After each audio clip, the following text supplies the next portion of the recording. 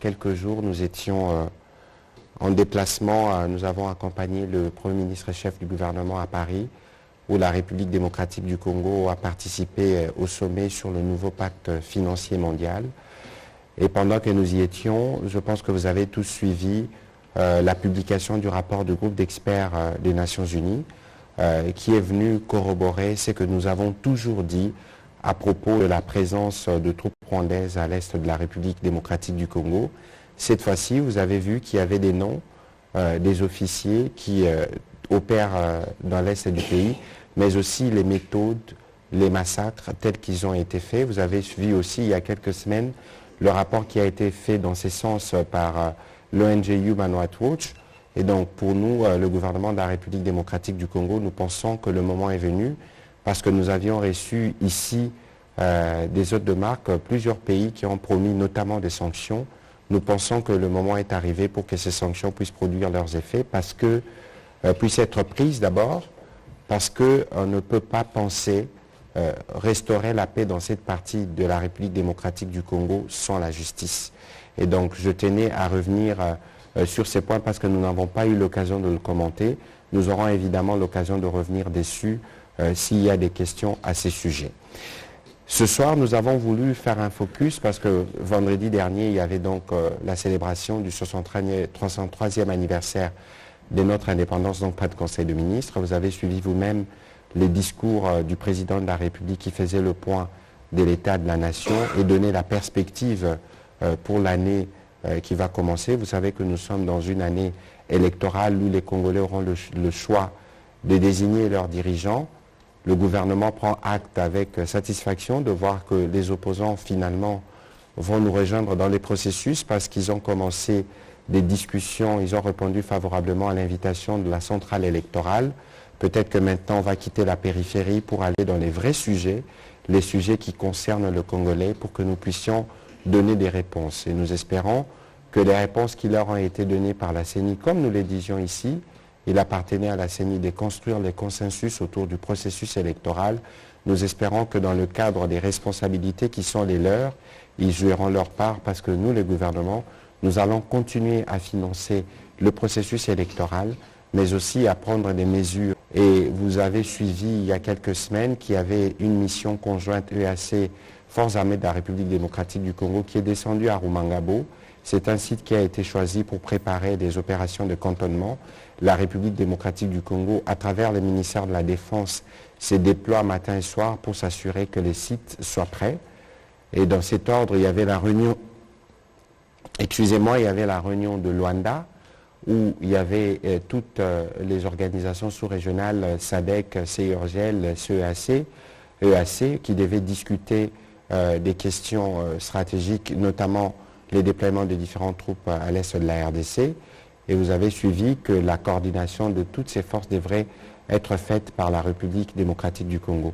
Voilà ce que je peux dire en liminaire avant de nous focaliser sur quelques bonnes nouvelles, parce que très souvent, on ne fait pas toujours attention, mais depuis 1984, dans ce pays, il n'y a pas de carte d'identité. Et vous avez suivi, par exemple, à la 94e réunion du Conseil de ministres, le Premier ministre a rappelé ou informé que les dispositions étaient prises pour qu'au 30 juin, nous puissions commencer les processus de délivrance de la carte d'identité. Lorsque ces processus ont commencé, beaucoup étaient dubitatifs au regard de l'ampleur du sujet. Ça concerne 44 millions de personnes. Pour vous donner une indication, c'est tous les pays de la sous-région réunis, ils n'atteignent pas le chiffre de 44 millions. Vous pouvez commencer à additionner les populations du Rwanda, du Congo-Brazza, du Gabon, de l'Ouganda. On n'aura pas toujours atteint 44 millions de lecteurs. Et donc, après la mutualisation, il y a eu ces protocoles d'accord qui avaient été signés sous les auspices du Premier ministre entre l'ONIP et la CENI, et les données seront versées à l'ONIP. Et maintenant, on va commencer les processus laborieux d'octroi de cartes dans les mois qui, en tout cas dans les semaines qui viennent. L'opérateur qui a été recruté à propos, IDEMIA, s'y attellera avec l'ONIP pour que chaque Congolais puisse disposer de cette carte, en réalité, qui sera reliée à un identifiant unique. Donc désormais, chacun de nous pourra être identifié et toutes les données pourront être disponibles. C'est une avancée significative.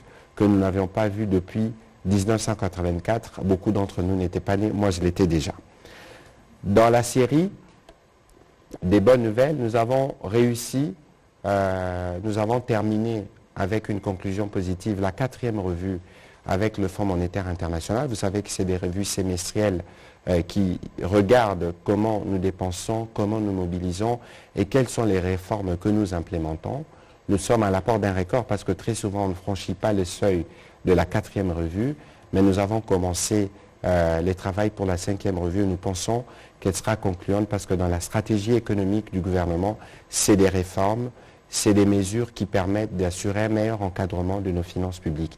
Et donc ça aussi, c'est un fait que nous tenions à mentionner. Vous avez suivi aussi qu'on a beaucoup parlé récemment de la crise du maïs et de la réponse que nous y apportons.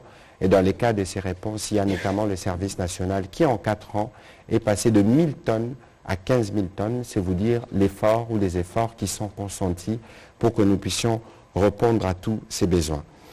L'autre bonne nouvelle concerne la télévision nationale. Vous savez que dans le cadre du préparatif des Jeux de la francophonie, certains d'entre vous l'ont vu, qu'il y a une arrivée des équipements. Il y a 4 bus dédiés qui sont arrivés récemment. Et aujourd'hui, il y a une dizaine, je pense, de caméras professionnelles qui sont arrivées dans le cadre de préparatifs de ces Jeux. Et hier, on aurait pu avoir le briefing. Hier, nous ne l'avions pas eu parce que justement, nous avions eu autour du Premier ministre une réunion autour de la préparation des Jeux de la francophonie. Et d'ailleurs, aujourd'hui, il était sur terrain pour aller voir comment les travaux évoluent. Et nous avons relevé au terme de nos entretiens qu'il existait comme une forme de manipulation qui vise à passer des messages de crainte aux délégations qui doivent arriver à Kinshasa, présentant Kinshasa comme une ville où la sécurité n'était pas garantie. Laissez-moi vous dire, nous y reviendrons sûrement lorsque vous poserez des questions, que dans une ville de 15 millions d'habitants, les problèmes de sécurité, d'insécurité se posent toujours. Mais qu'il y a aussi, parallèlement à cela, une réponse de la police. Certains d'entre vous ont été hier à la présentation des criminels auteurs des actes de kidnapping et vous avez suivi sûrement le vice-premier ministre et ministre de l'Intérieur qui a dit la détermination du gouvernement à aller jusqu'au fond parce que ces personnes doivent être jugées et condamnées. Mais dans la même veine, j'ai discuté avec le général Kassongo peu avant de commencer ces briefings.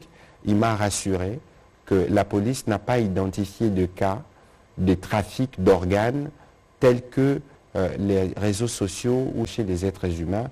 Ceci requiert une technicité spécifique et je pense que on ne peut pas y croire lorsque nous regardons comment les criminels opèrent ici. Donc ça, c'est des rumeurs qui procèdent à une œuvre de manipulation qui vise à lancer un message négatif par rapport aux préparatifs des Jeux de la francophonie.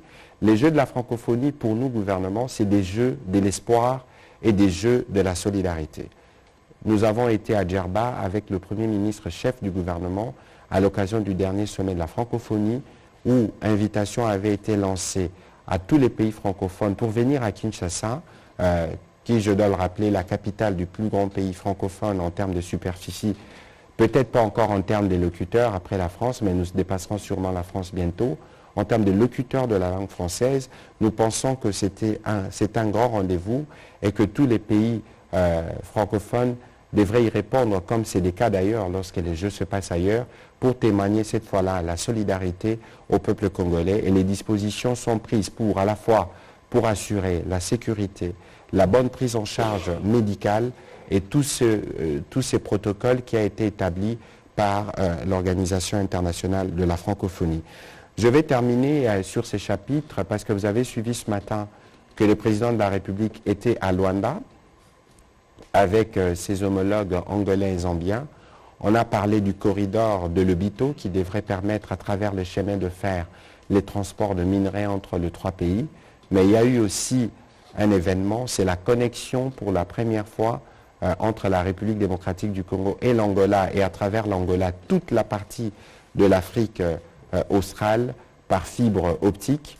Et donc avec mon homologue angolais, nous avons communiqué aujourd'hui devant les 3 chefs d'État pour montrer que les 2 pays étaient connectés par la fibre optique et ceci pour faciliter les transactions, pour faciliter la connectivité, au-delà de la connectivité qui a été facilitée par la mise en œuvre de ce train qui va relier les 3 provinces et qui va transporter les minerais. Voilà ce que je pouvais dire en liminaire. Peut-être que j'aurais pu revenir aussi sur la conférence risque pays où la République démocratique du Congo a une nouvelle fois amélioré sa notation, démontrant à la face du monde que nous travaillons effectivement pour attirer les investisseurs, pour venir investir dans ces pays, l'un des plus grands d'Afrique et pays solution qui a le potentiel non seulement de se relever, mais de relever tout le continent avec lui. Voilà ce que je pouvais dire en introduction de cet exercice de redevabilité et je me tiens à votre disposition pour répondre à des questions d'éclaircissement. On va commencer par M. Didier Kebongo.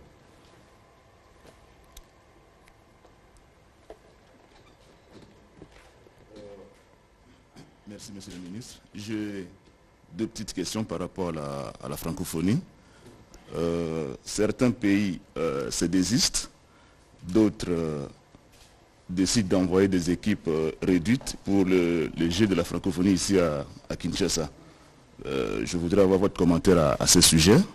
La deuxième petite question concerne la RTNC. Tout à l'heure, vous avez parlé de matériel que vous avez réceptionné. Est-ce à dire que la RTNC est-elle prête pour assurer une retransmission en direct de qualité comme ce fut le cas lors du séjour du pape ici en RDC? Alors, votre première question, elle est pertinente parce que nous avons vu effectivement que le Québec avait décidé de se retirer. On a vu la Fédération de Wallonie-Bruxelles. Il me semble aussi avoir lu quelque part que la France devrait envoyer une délégation, en tout cas pas une grosse délégation. On peut comprendre les uns et les autres, peut-être qu'il y a des questions logistiques à leur niveau, mais nous ici, nous nous focalisons sur l'essentiel.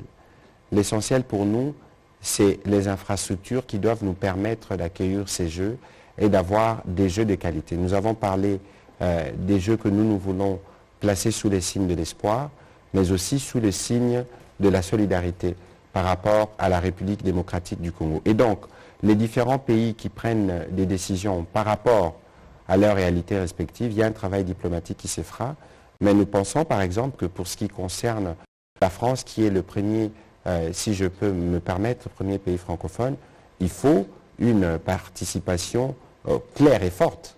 Il faut que nous puissions l'avoir pour éviter que cela ne puisse être interprété différemment. Vous savez que dans notre opinion, il y a beaucoup de susceptibilités lorsqu'il s'agit de la France. Je pense que la question de la participation au jeu, même si c'est une question qui est liée au sport, mais elle sera scrutée particulièrement. Et je dois rappeler que le travail qui est fait actuellement au niveau de la direction des jeux, au niveau de toutes les entreprises qui ont été sélectionnées, tiennent compte de certaines exigences de certaines fédérations, parce qu'il fallait telle qualité, par exemple, des tartans pour la piste d'athlétisme. Et d'ailleurs, j'ai des concertations, des discussions à avoir, parce que les uns et les autres ont besoin naturellement d'être rassurés sur les dispositions sanitaires. Il y avait des ambulances de type spécifique, on les appelle ambulances de type A, j'apprenais moi-même, qui ont déjà été commandées et qui devraient être en mesure de prendre en charge les cas les plus urgents. Il y a la question de la sécurité qui a été soulevée, parce que je vous ai dit tout à l'heure qu'il y a beaucoup de laboratoires qui opèrent et qui ne veulent pas que les Jeux de Kinshasa puissent être un succès. Et lorsqu'on commence à soulever les questions de la sécurité, lorsqu'on commence à manipuler et à grossir, parce qu'on ne peut pas dire qu'il n'y a pas de problème de sécurité à Kinshasa, il y en a dans toutes les villes du monde, mais que ces problèmes doivent être considérés comme des problèmes ordinaires qui sont pris en charge. Et surtout qu'il y a un plan de sécurisation de sites qui a déjà été préparé, je pense dans les jours qui viennent, qui sera partagé avec le pays qui se sont inscrits, donc les délégations qui vont arriver auront accès à ces plans et ce qui permettra de préparer les dispositifs sécuritaires ou tout au moins de travailler en étroite collaboration avec nos services pour que la question de la sécurité puisse être résolue. Donc c'est une question que nous allons suivre de près. Alors au sujet de la RTNC c'est les diffuseurs hôtes. Pour parler en langage technique, c'est la RTNC qui enverra les signaux à tous les pays du monde. À l'instar de la visite du pape, nous prenons les dispositions techniques qu'il faut, suivant les exigences qui nous ont été transmises par la francophonie. C'est dans cet ordre que vous avez vu les différents petits quarts de reportage qui sont arrivés. Il y a un quart plus impressionnant avec un dispositif de 12 caméras qui devrait arriver aussi dans les jours qui viennent, qui permettra d'assurer une couverture optimale de ces jeux et en qualité voulue, et parce que les signaux sera retranscrits dans le monde. Et donc nous considérons que ces jeux doivent constituer une véritable opportunité. Nous parlons beaucoup de l'organisation matérielle, mais je dois vous dire qu'on a plus de 300 athlètes congolais et plusieurs opérateurs culturels qui vont participer à ces Jeux. Peut-être que d'ici, aujourd'hui c'est le 4, d'ici le 28, nous pourrons avoir l'occasion avec vous d'assister à des séances de préparation à la fois des artistes, mais aussi des sportifs. Par exemple, l'équipe qui a gagné cet après-midi, c'est l'équipe qui va participer aux Jeux de la francophonie. Voilà en réponse à vos préoccupations. On va prendre la question d'Éric Izami, puis ce sera Jordan Maïnikini. Merci, Monsieur le ministre, pour la parole. Vous avez parlé de l'activité d'aujourd'hui avec le président de la République qui s'est retrouvé à Luanda, capitale d'Angola. Vous avez parlé de la connectivité de l'Afrique centrale, l'Afrique de l'Est et même australe. Et vous avez évoqué le fait qu'il y aura nécessité de pouvoir évacuer les minerais de la RDC vers l'Afrique au niveau du Sud. Qu'est-ce que les Congolais gagneront? Parce que donc, nous, on a toujours pensé que les efforts étaient plutôt déployés pour que nous puissions tout garantir au niveau de la chaîne ici, sur place, que de toujours renvoyer chez les autres. Non, attention, nous pouvons donner de la plus-value aux minerais que nous produisons, mais la vocation finale ou la transformation de ces minerais ne s'est fait pas en RDC. Et donc aujourd'hui, le corridor que l'on met en place, qui va par exemple partir de du Lalaba, d'Ilelo vers le Bito, c'est une porte de sortie qui permettra de faire des économies pour ceux qui devraient par exemple, je ne sais pas, partir jusque vers l'Afrique du Sud ou pour certains trouver la voie vers l'Afrique de l'Est. Et donc c'est une superbe opportunité parce que la République démocratique du Congo a besoin de se connecter. Et vous savez qu'il y a toujours des soucis des infrastructures, notamment en termes de routes. Et aujourd'hui, les chemins de fer va permettre à cette partie du Lalaba et à cette partie de l'Angola de commercer davantage. Ce sera pas seulement les minerais, mais ce sera d'autres produits aussi qui permettra d'assurer de plus grands échanges et une plus grande possibilité de transport pour les opérateurs du secteur dans les coins. Et donc c'est une superbe opportunité pour nous et c'est même ça qui justifie les déplacements du président de la République, qui n'était pas le seul, parce qu'il y avait aussi des présidents zambiens. Donc c'est des projets intégrateurs. Merci, Monsieur Jordan. Merci pour la parole, Monsieur le ministre. Deux questions. La première, ça concerne les FMI, qui a interpellé le gouvernement par rapport à la baisse des recettes publiques. Déjà jusqu'au 26 mai 2023, les recettes mobilisées sont autour de 4 milliards 100 millions de dollars, alors qu'elles devraient être déjà au-delà de 6 milliards. Il y a un gap important, Monsieur le ministre. J'aimerais savoir, y a-t-il déjà des mesures envisagées pour accroître la mobilisation des recettes afin d'atteindre les 16 milliards à la fin de l'année? Et puis la deuxième question, ça chauffe à Kinshasa, Monsieur le ministre. Vous avez aujourd'hui plusieurs problèmes. Nous avons les Mobondo en pleine capitale, nous avons les Kuluna, nous avons également les kidnappeurs. Alors on se pose la question aujourd'hui, puisque dans un précédent briefing, vous avez promis que la riposte contre les phénomènes Kuluna sera plus dissuasif, mais ça traîne, Monsieur le ministre. Mais j'ai l'impression qu'il y a des choses que vous avez loupées. Qui n'a pas vu qu'on a présenté plus de 1000 Kuluna au stade des Martyrs? Je crois que c'est passé à la RTNC. Ça devait même passer en direct. Et vous avez vu que, parce que vous avez parlé des kidnappings, vous avez vu que hier, on les a présentés. Alors, l'idée ici, c'est de jamais de dire qu'il n'y aura jamais des problèmes de sécurité. Mais l'idée, c'est de dire qu'il y a une police qui travaille nuit et jour pour s'assurer que tous les criminels, d'où qu'ils opèrent, puissent être attrapés. c'est les cas des kidnappeurs. Vous avez vu qu'il y en a certains qui ont été présentés et qui ont même expliqué comment ils opéraient. Sur la question de Koulouna, vous avez vu, c'était fait il y a quelques semaines, mais la question pour nous, et c'est une question importante parce que qu'est-ce qu'on a remarqué, par exemple, sur les cas des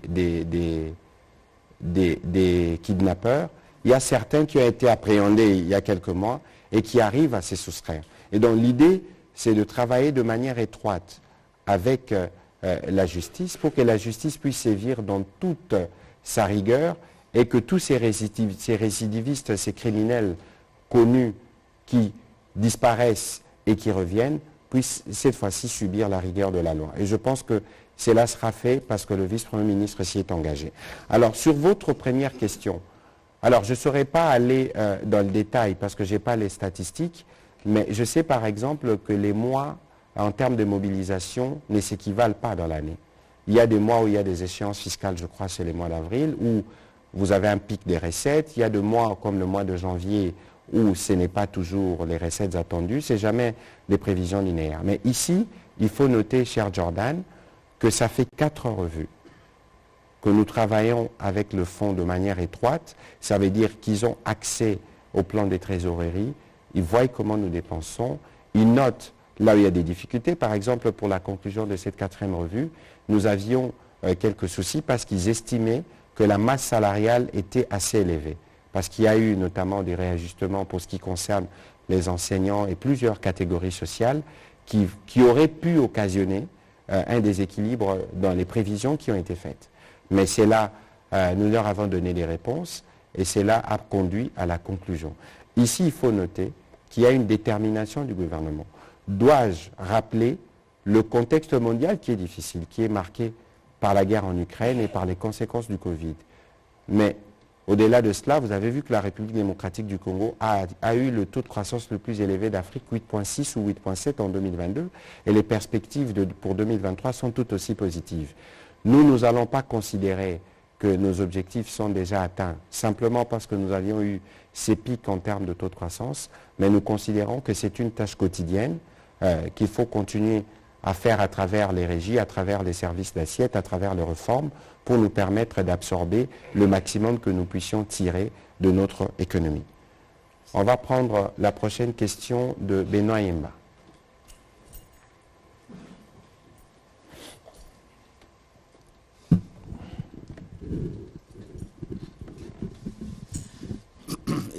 Excellence, je reviens sur la question de Eric Izami. Je parle de... La question de Eric Izami, je vais amplifier la question d'Eric Izami. Sur l'accord aujourd'hui de la Zambie, l'Angola et la RDC, la question de savoir, Excellence, cette corridor en termes de tonnes, parce que c'est chemin de fer, a la capacité d'exporter combien de tonnes de minerais? Et puis, quels sont les minerais qui sont sélectionnés ou est-ce que ça concerne tous les minerais ou il y a des minerais précis qui peuvent passer par ces corridors? Merci. Bon, écoutez, il n'y a pas de minerais précis parce qu'un chemin de fer permet l'évacuation de plusieurs types de marchandises. Et là, dans les minerais, il y a évidemment le cuivre, le cobalt, tous les comment vous appelez ça, et tous les dérivés qui peuvent y avoir. Mais ici, il y avait une volonté commune de 3 chefs d'État d'avancer sur le projet. Et moi, je ne saurais peut-être pas vous dire les capacités, etc. Mais les chemins de fer, je pense qu'il a les capacités infinies de transport en termes de tonnage. Tout dépend des capacités des wagons, etc. en fonction des besoins exprimés par ceux qui viennent d'utiliser. Mais ici, il faut regarder la question dans sa globalité qui vient répondre à un besoin d'intégration régionale. On fait une intégration régionale et on s'assure que le produit minier pourront être transportés. Dans la pleine opérationnalisation de ces corridors permettra les désenclavements de mines à la fois de la Zambie et de la RDC ainsi que l'accès à la circulation d'intrants indispensables aussi bien à l'industrie minière qu'agricole. Je pense que là c'est un extrait de ce que le président de la République a dit aujourd'hui qui peut vous donner la réponse par rapport à l'importance de l'initiative qui a été faite aujourd'hui. Merci. Pascal Moudegua. Et puis ce sera... et on terminera par ici. Monsieur le ministre, au vu des craintes exprimées par la CENI sur les déficits, sur les retards dans les paiements de ses dépenses, elle a besoin de 500 millions de dollars. Le gouvernement a promis 100 millions de dollars. Hier, un leader de l'opposition a proposé, il a dit constater l'irréversibilité d'un report technique de 3 ou 4 mois. Le gouvernement sera-t-il en mesure de financer ces élections pour le 20 décembre 2023? L'autre question, monsieur le ministre, j'aimerais poser, c'est sur c'est sur l'enrôlement à Kwamouth. On vous a entendu ici dire que la situation s'est rétablie, la situation est sous contrôle des FARDC, mais la CENI constate que ce n'est pas le cas et donc il n'y a pas eu enrôlement à Kwamouth.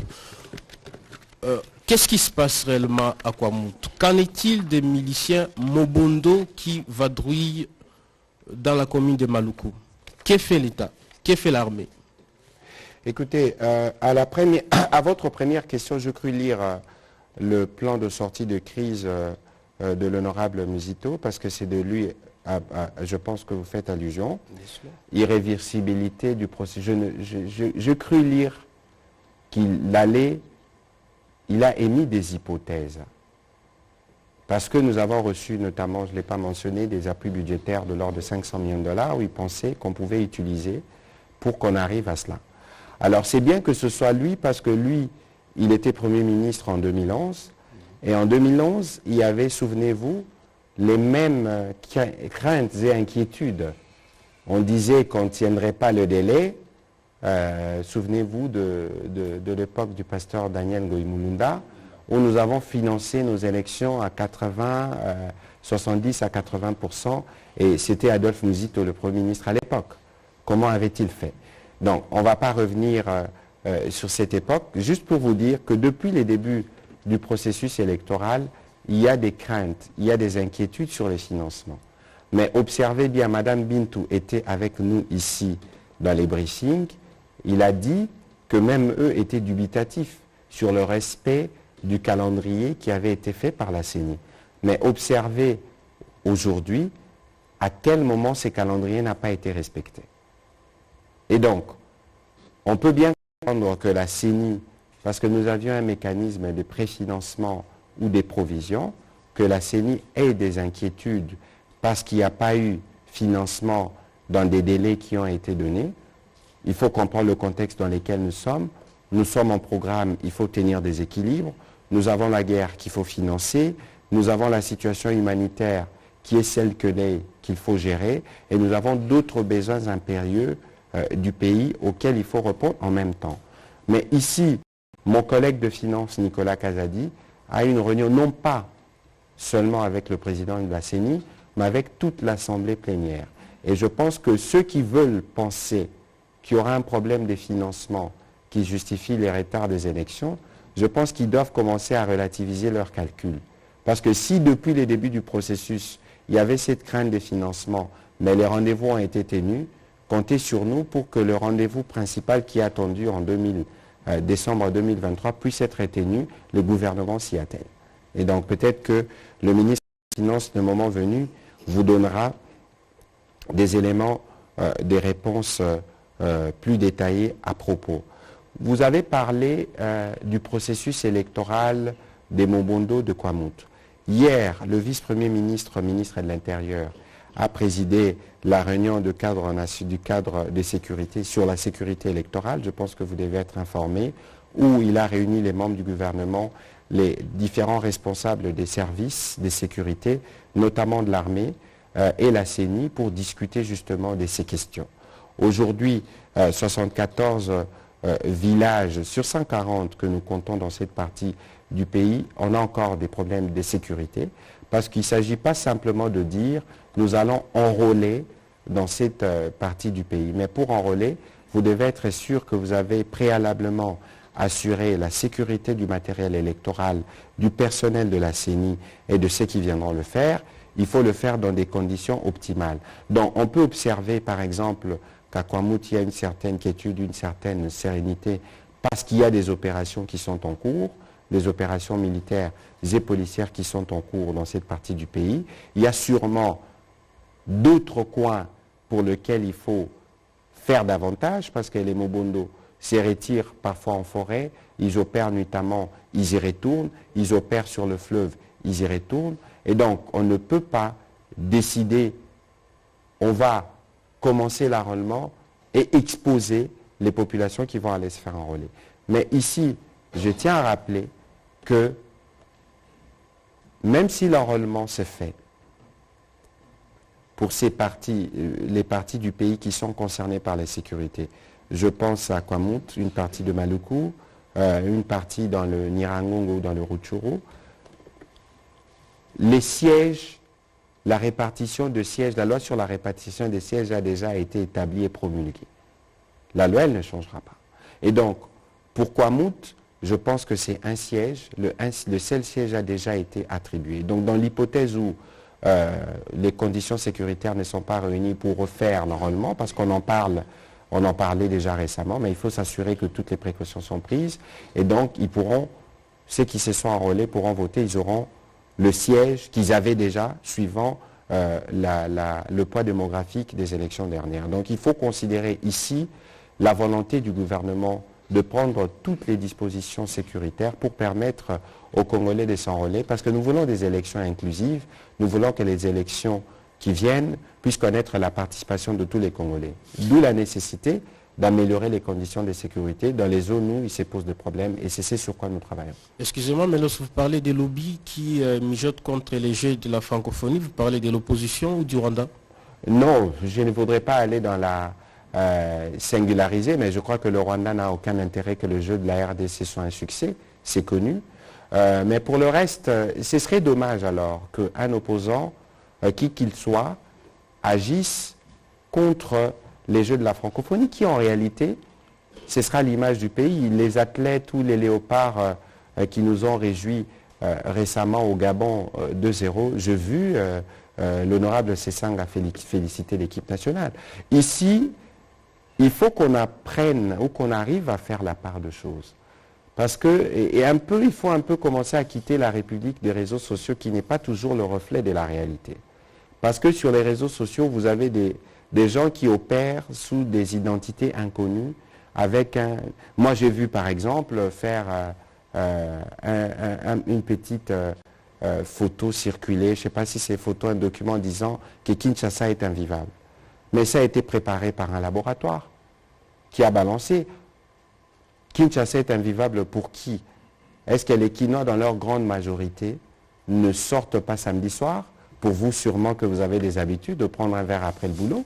Est-ce que vous ne le faites pas? Est-ce qu'aujourd'hui, les gens... Mais disons les choses franchement. Et donc, lorsque vous voyez une œuvre comme celle-là, qui a été pensée et réfléchie et publiée, donc ça veut dire qu'il y a des laboratoires qui pensent qu'il faut que ça échoue. Et si un Congolais ou un opposant, parce que les opposants, il ne faut pas oublier qu'ils aspirent demain à être au gouvernement. Et lorsque vous êtes au gouvernement pour tout le monde, y compris pour les opposants. Lorsque le gouvernement s'engage, c'est les pays qui s'engagent. Et donc la réussite des Jeux de la francophonie sera aussi la réussite des opposants. L'échec des Jeux de la francophonie sera aussi leur échec. Parce que là, nous engageons le pays. Et il faudrait que les Congolais, les uns les autres, qui sont, quel que soit votre bord politique, mais lorsqu'il s'agit du pays, il faut savoir nous départir de nos casquettes politiciennes. C'est de cette manière que nous allons réussir à construire notre unité nationale. On va prendre les dernières questions. Martin Moudimbi, Félix et notre ami de la prospérité. On va terminer par vous, Tite Lyung, et ce sera jeudi à un prochain exercice. Fabrice, question à Linga les athées. Et Sili Mituna. Martin Moudimbi, allez-y. Voilà, monsieur, merci pour la parole accordée. Vous avez certainement appris que les troupes onusiennes au Mali vont quitter ces pays en un délai de 6 mois. Mais pour ce qui est de la République démocratique du Congo, l'ONU semble poser beaucoup de conditions. Quelle est votre réaction face à ce qu'on peut qualifier de deux poids, deux mesures? Non, je crois que les conditions ne sont pas les mêmes. Nous avions eu un exercice ici avec Mme Bintou qui vous a expliqué comment nous collaborons. Ici, pour le gouvernement, c'est clair, la MONUSCO doit se retirer. C'est clair comme dirait Lutundu là, comme de l'eau claire dans un verre clair. il y a des conditions, des jalons qui ont été posés sur lesquels nous travaillons. Et donc, de ce côté-là, il ne devrait pas y avoir d'ambiguïté. Le gouvernement travaille pour que la MONUSCO puisse se retirer. Mais le président de la République, qui avait donné déjà un horizon au terme des élections, avait aussi dit que ces départs doivent se faire de manière structurée, organisée et civilisée. Et donc, nous y travaillons. Le contexte de la RDC n'est pas le contexte du Mali. Merci. On va prendre la question de Félix Matuidi. Et on terminera par Tite Lyongia. Monsieur le ministre, merci pour la parole. Deux questions.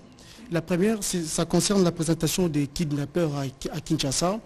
Lors de la présentation de ces criminels, Maître Peter Kazadi a dénoncé les comportements de certains magistrats dans le traitement des dossiers de ces criminels. Est-ce que cette fois-ci, on peut attendre un vrai rôle ou à une implication des magistrats pour réprimer les actes commis par ces criminels? Je crois que je l'ai dit tout à l'heure, parce qu'il y a évidemment le principe de la séparation de pouvoir, mais lorsqu'il y a une composante qui semble ne pas fonctionner de manière optimale, il faut être en mesure de le relever, surtout qu'il y a des conséquences, parce que nous vivons comme un recyclage de certains criminels, et donc il y a un besoin d'être plus attentif de ce côté-là. Je pense que l'interpellation qui avait été faite aux magistrats a été entendue.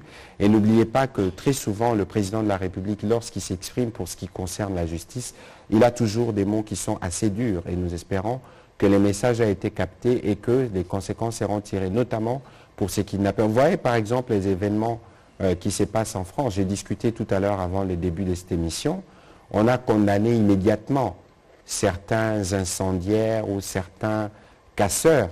Vous aviez même vu, j'ai vu le ministre de l'Intérieur français interpellé parce qu'il y avait des enfants de 12 ans ou de 13 ans qui ont été arrêtés. La majorité de certains casseurs dans certaines zones avaient moins de 17 ans. Des enfants de 12-13 ans qui ont été interpellés parce qu'attrapés en train d'incendier. Il a dit, pour ce qui le concerne, que les parents devraient être traduits en justice pour répondre comment vous expliquer que vos enfants mineurs puissent être dehors à 3 heures du matin. Et donc, lorsque ça se passe en France, je ne vois pas beaucoup de commentaires qui tendent à remettre en cause l'engagement démocratique du président Macron parce qu'il y a eu, par exemple, la police qui a été très forte, entre guillemets. On ne va pas aller dans des comparaisons, mais ici je reviens sur ce que j'ai dit. Il n'y a pas de dérive autoritaire lorsqu'il faut faire respecter l'autorité de l'État. Parce qu'il est hors de question, quel que soit le cas de figure, que l'on commence à casser des lieux publics, qu'on commence à s'attaquer à des biens de privés, qu'on commence à piller. C'est injustifiable.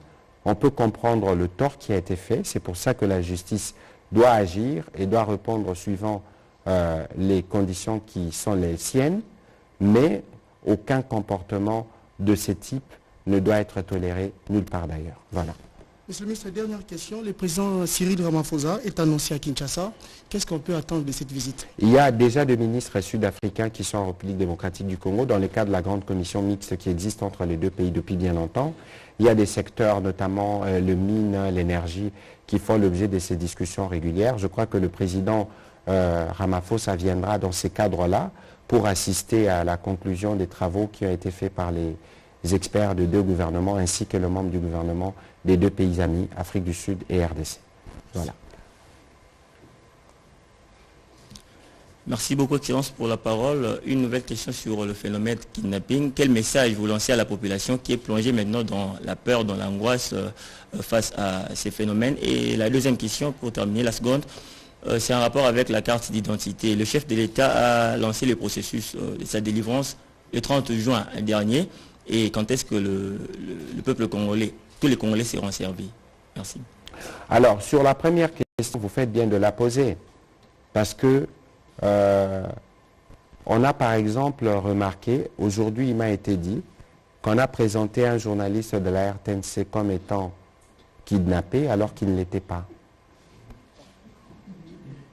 Et donc nous sommes à la RTNC, vous pouvez le vérifier. Et donc ici, les messages, c'est de demander aux Congolais, partout où ils se trouvent, particulièrement aux Quinois, de ne pas céder aux rumeurs et de ne pas croire à tout ce qui est dit.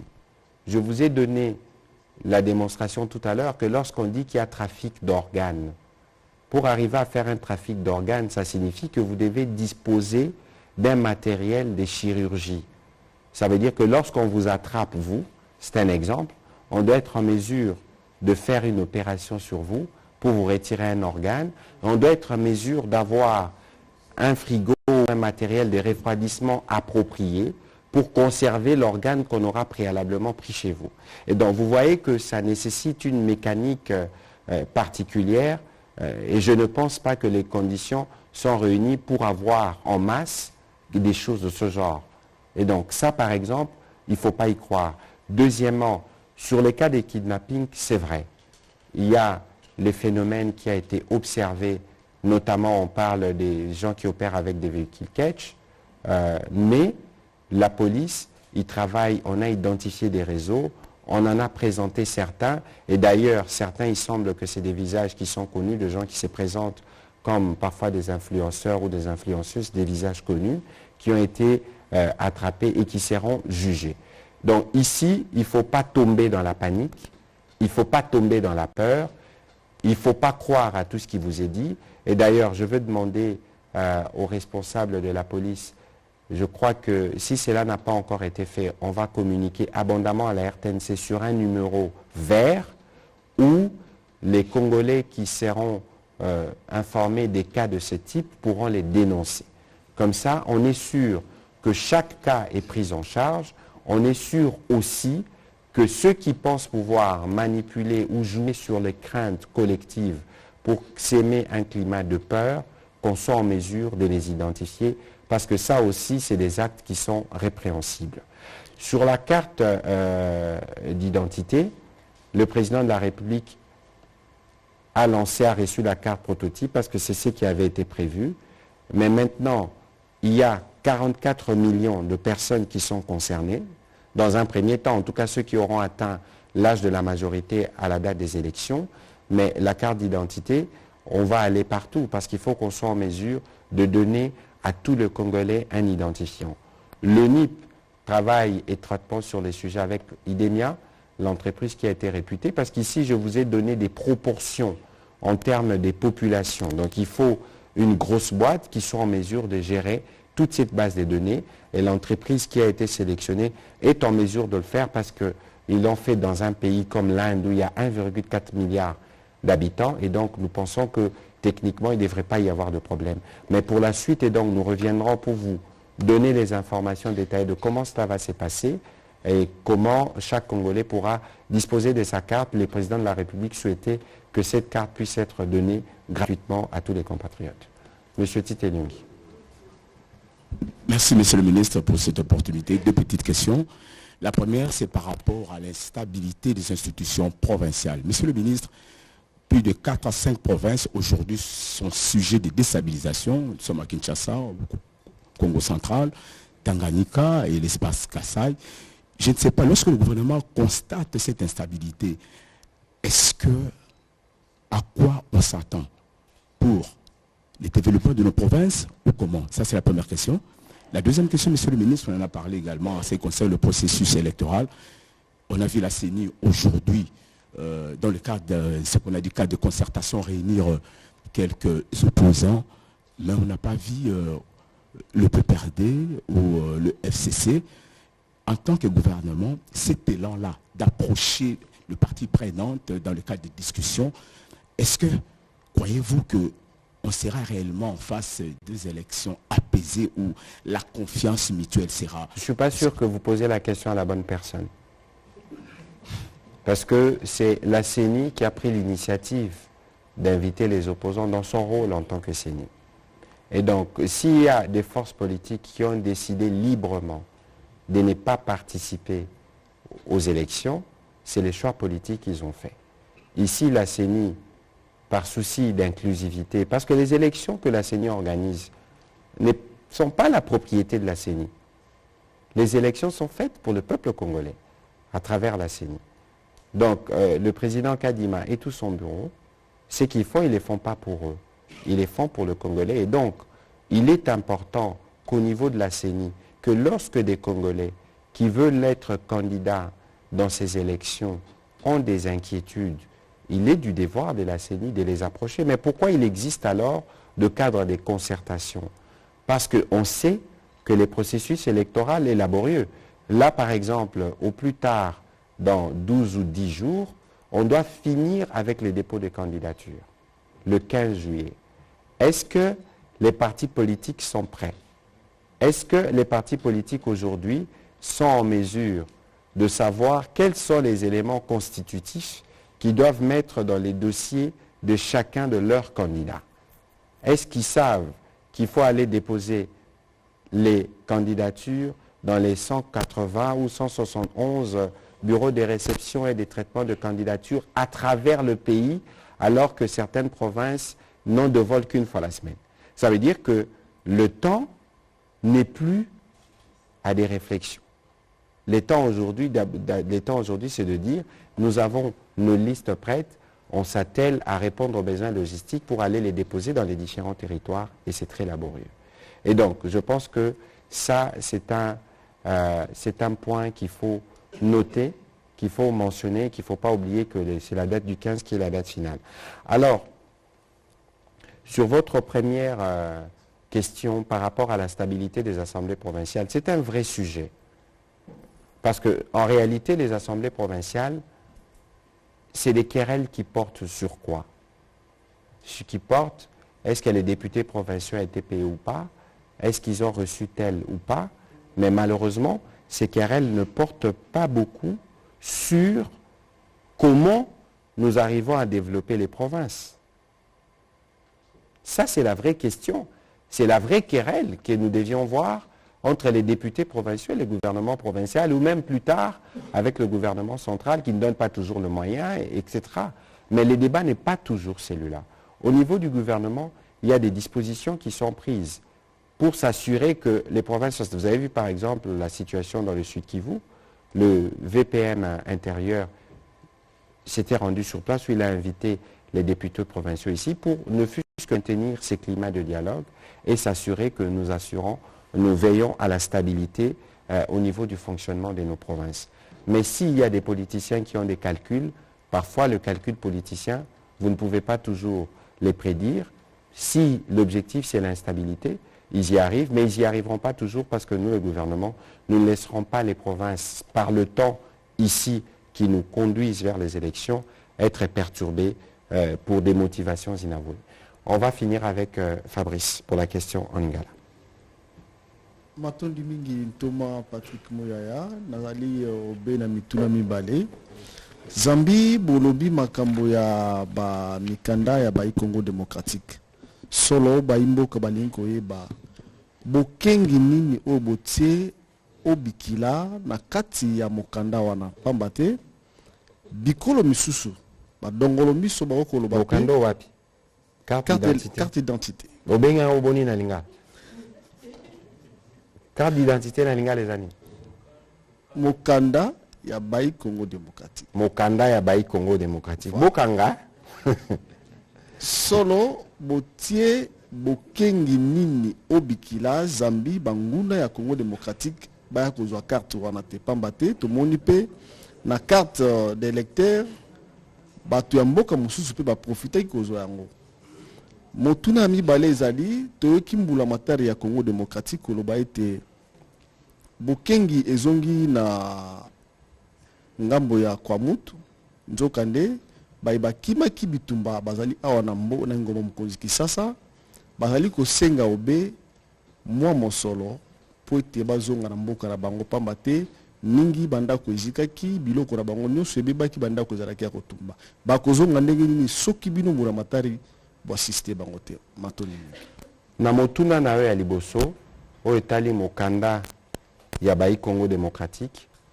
Il faut koyeba ke na carte d'identité otobenga na lopoto tochaka ba élément o etali yo omoni leur processus électoral et bandaki tolbaki to sala o tobenga na lopoto mutualisation bosangani enrôlement électoral eza oyo bayaka batali Congolais nini azana âge ya majorité on a le poto tolobara hein ou a kokisi zomina Mwambe 18 ans pour participer na maponami ba Congolais nyonso bazalaka okomana Zomina Mwambe ti likolo Seigneur yaka ko enrôler bango. Biso to lobby, l'air Seigneur yaka ko enrôler.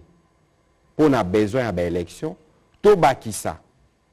Moi ba élément mi balé mi sato. Oyo toko salela, l'air toko linga kopé sa siko ba congolais. Mbala ya liboso depuis 1984 na habité soki obotamaki déjà. Bazwa oyo bengi mokanda ya bayi Congo démocratique. Kasi na constitution ya carte wana, ba élément ekotaka na carte. À la fois dans relais, na carte d'identité, et na ba élément de sécurité. Oyo ekosala ke, omoni neti na carte oyo ya seni. Bachaki barcode. Barcode wana, kaka seni nde koki kotanga yango. Eza un élément de sécurité. Na carte oyo alikoya, ekozala pe na ba élément de sécurité ekosala ke soki mutu a trafiqué yango, ba autorité to pe a police, ba autorité ou bazaka habilité à vérifier yango, ba komona ke carte oyo eza piraté. Et donc la sécurité eza l'une des conditions esalaki ba pona ba prestataire oyo à délivrer la carte wana parce que la carte d'identité c'est un élément de sécurité. Namotuna na yami balé concernant ba compatriotes, on peut considérer que baza ba compatriotes déplacés. Au lobby ba kimaki na bakwamut ba ki na Kinshasa bazo lukamba makoki pona kozonga. Soki to silisi briefing oyo tokoki kosolola na collègue nanga wa tali makamba solidarité peut affaires humanitaires. Comme bangonde baza chargé à Rolandela parce que kunape eza na ba question humanitaire au gouvernement il fallait payer yano. Je crois qu'il y a une réponse humanitaire au EP Samaka et go salake bazwa bango pe na kati wana batala ndenge nini bakosunga bango po bazonga na bamboka na bango. Et pesi pe yano na mutuna Pascal Moulegwa. Pascal, il y a des compatriotes qui vivent à Kwamut qui demandent à être aidés, être soutenus pour rentrer.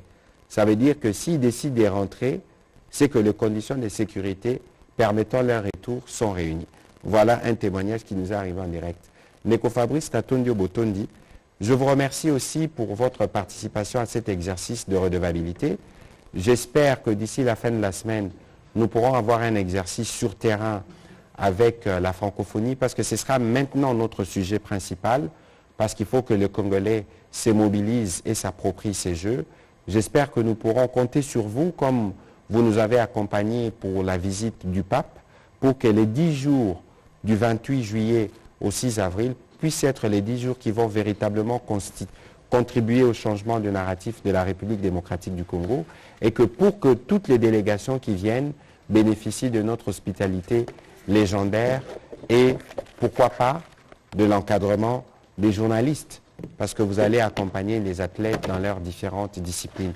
Je vous remercie et bonne soirée chez vous.